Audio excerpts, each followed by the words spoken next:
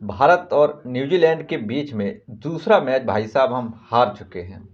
अभी भी यकीन नहीं हो रहा है कि राहुल का इतना बेहतरीन शतक और शुरुआत में इतने बेहतरीन 2 विकेट निकाली इतनी जल्दी, फिर भी हम दूसरा ओडीआई मैच हार गए हैं। ये समझ में अभी भी नहीं आ रहा है कि हम जिम्मेदार किसको ठहराएं, प्रसिद्ध कृष्णा को, हर्षित राणा, कुलदीप यादव, रविंद्र जडेजा, या फिर हम कहें कि हमारा टॉप ऑर्डर फेल हो गया इसलिए हम मैच हार गए हैं। अभी भी किसको जिम्मेदार ठहराएंगे, आप लोग भी हमें थोड़ा सा इसमें राय दें।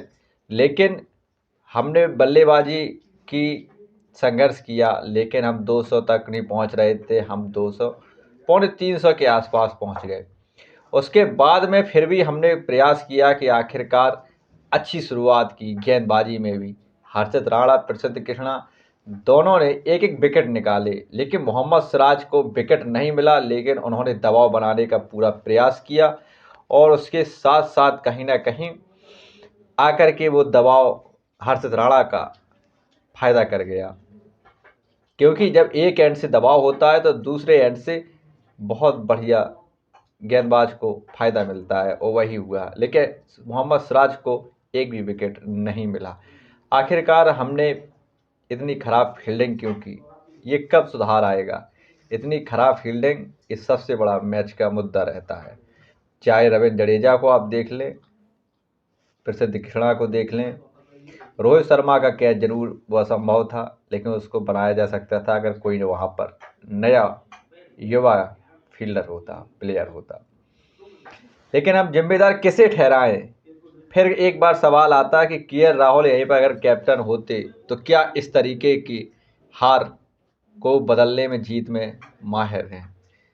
हो सकता था ऐसा, लेकिन शुभमन गिल की कप्तानी पर या कोच गौतम गंभीर साहब एक बार फिर और गंभीर करके विचार करिएगा कि आखिरकार इस हार का जिम्मेदार है कौन, गिल या गंभीर साहब खुद, जिनके पास टीम का संतुलन नहीं है। और टीम के संतुलन के साथ साथ कहीं ना कहीं देखा जाए कि वो रन के साथ साथ किस हिसाब से किस बॉलर को लगाना चाहिए, फील्ड प्लेसमेंट कहाँ करनी चाहिए, इसमें कहीं ना कहीं कमियां भी नज़र आती हुई आ रही है। लेकिन हम दूसरा वनडे हार गए हैं अपने घर में। एक भारत दिग्गज टीम और अनुभवी नहीं है, न्यूजीलैंड की टीम युवा टीम है, उसके सामने हम इस तरीके से हारे 7 विकेट से।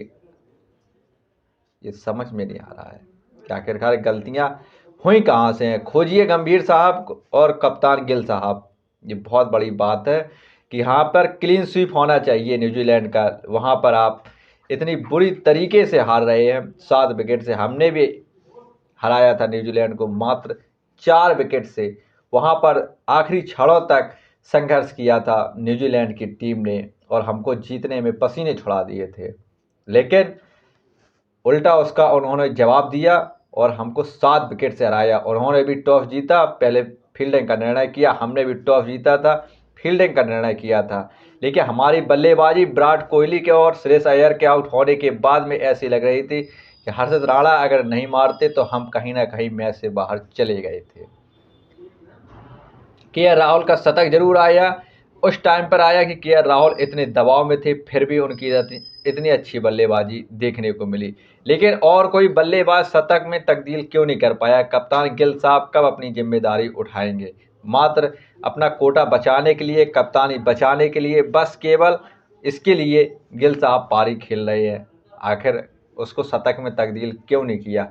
अगर गिल साहब एक तरफ से खड़े रहते, निश्चित तौर से हमारे पास 350 का रन चेस न्यूजीलैंड को भारी पड़ जाता। लेकिन हमारे पास अर्शदीप सिंह जैसा बॉलर, फिर भी उसको बेंच पर बैठाए। आखिर कब इस्तेमाल करेंगे? प्रसिद्ध कृष्णा को कब तक आप मौका देंगे, जबकि वो बहुत बड़ी रन मशीन है, उनसे न फील्डिंग होती है न बल्लेबाजी कोई उम्मीद है, फिर भी आप उनका 11 में आप हिस्सा रखते हैं। अर्शदीप सिंह T20 के बहुत बड़े माहिर आला नंबर 1 के गेंदबाज हैं, आखिर कब उनको इस्तेमाल करोगे?